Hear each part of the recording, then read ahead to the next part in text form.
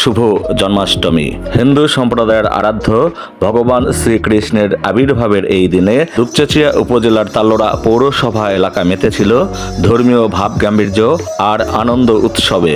শনিবার 16 আগস্ট সকালে মঙ্গল শোভাযাত্রার আয়োজন করে তালোড়া সার্বজনীন সনাতনী সংঘ। অসংখ্য হিন্দু ধর্মাবলম্বী নরনারীদের অংশগ্রহণে মঙ্গল শোভাযাত্রায় ছড়িয়ে পড়ে প্রাণের উচ্ছ্বাস আর ধর্মীয় অনুভূতি। মঙ্গল শোভাযাত্রা তালোড়া পৌরসভার বাজার এলাকা প্রদক্ষিণ করে। এর আগে ওই মঙ্গল শোভাযাত্রা তালোড়া শ্রী শ্রী লক্ষ্মী নারায়ণ ও রাধাকৃষ্ণ মন্দির প্রাঙ্গণ হতে বের হয়।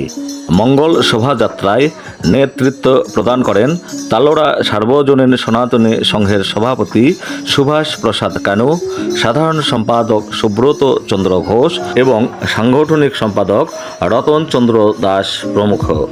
এছাড়াও মঙ্গল শোভাযাত্রায় উপদেষ্টা মণ্ডলীর সদস্যবৃন্দ এবং কমিটির সাংগঠনিক নেতৃবৃন্দ উপস্থিত ছিলেন।